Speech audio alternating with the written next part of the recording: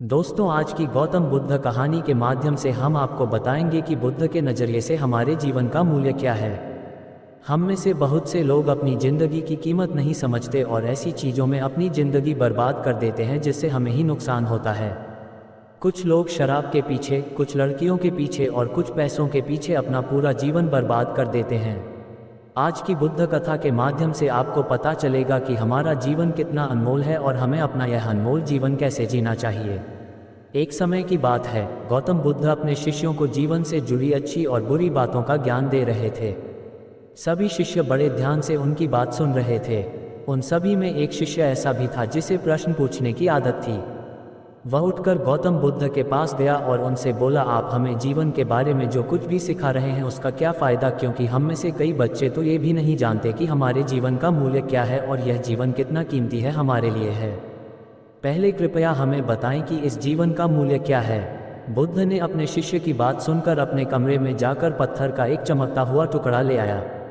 मैं तुम्हें इस जीवन का मूल्य तब बताऊंगा जब तुम्हें इस पत्थर का सही मूल्य पता चलेगा, उन्होंने कहा और टुकड़ा अपने शिष्य को दे दिया। आप भी इस पत्थर के टुकड़े को किसी को नहीं बेचें। शिष्य गौतम बुद्ध की बात मानकर बाजार की ओर चले गए। उसने पहले बाजार में एक फल विक्रेता को देखा और उसे एक पत्थर दिखाकर पूछा, इस पत्थर के बदले तुम मुझे कितने फल दे सकते हो।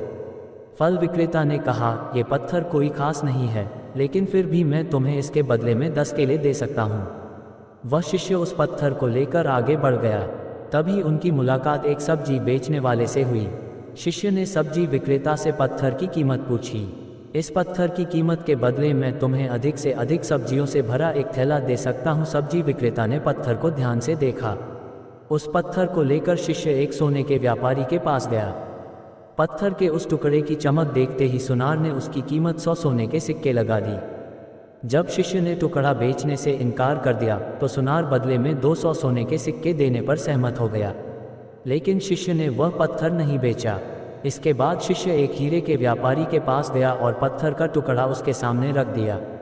जैसे ही हीरे के व्यापारी ने उस पत्थर को देखा, उसने एक साफ कपड़ा बिछाया, उस पर पत्थर रखा, फिर उसकी परिक्रमा की और हाथ जोड़कर पत्थर को कपड़े में लपेटते हुए कहा, तुम जिसे साधारण समझ रहे हो उसकी कीमत पूछ रहे हो पत्थर।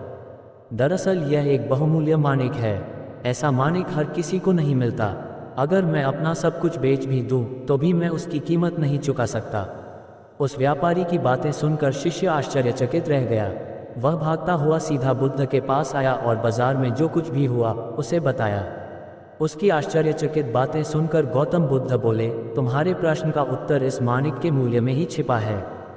हमारा जीवन भी एक माणिक है। माणिक की तरह ये भी अनमोल है, लेकिन हम इस बात को हमेशा नज़रअंदाज कर देते हैं और अपने जीवन की कीमत नहीं समझते हैं। हम दूसरों को देखकर और उनके जैसा जीने की कोशिश करके अपने जीवन का मूल्य कम कर देते हैं। हम सोचते हैं कि हमारे जीवन का मूल्य वही है जो दूसरे हमें बताते हैं, लेकिन हमेशा याद रखें कि दूसरा व्यक्ति आपको अपनी स्थिति, बुद्धि और समझ के अनुसार महत्व देता है। जीवन केवल एक बार मिलता है, इसलिए इसे बर्बाद मत करो। अपने जीवन को उतना ही मूल्यवान समझें जितना आप अपने बैंक में मौजूद पैसों को मानते हैं। आज के समय में लोग प्यार, पैसा और दिखावा जैसी चीज़ों को अपनी जान से भी ज़्यादा कीमती मानते हैं। लोग प्यार की वजह से आत्महत्या कर लेते हैं। पैसे के नाम पर वो ऐसे काम करने लगते हैं जिससे उनकी ज़िंदगी बर्बाद हो जाती है। नाम कमाने के नाम पर वो गलत काम करने लगते हैं। हमेशा याद रखें कि दिखावा करना जरूरी नहीं है। प्यार दोबारा पाया जा सकता है, पैसा दोबारा कमाया जा सकता है, लेकिन ज़िंदगी दोबारा नहीं पाई जा सकती। इसलिए अपना अनमोल जीवन अच्छे से जिएं, हर सेकंड का आनंद लें। कभी यह मत सोचो कि तुम इस दुनिया में किसी काम के नहीं हो। ये कभी मत सोचो कि तुम्हारा जीवन निरर्थक है। तुम्हारे होने या न होने से कोई फर्क नहीं पड़ता।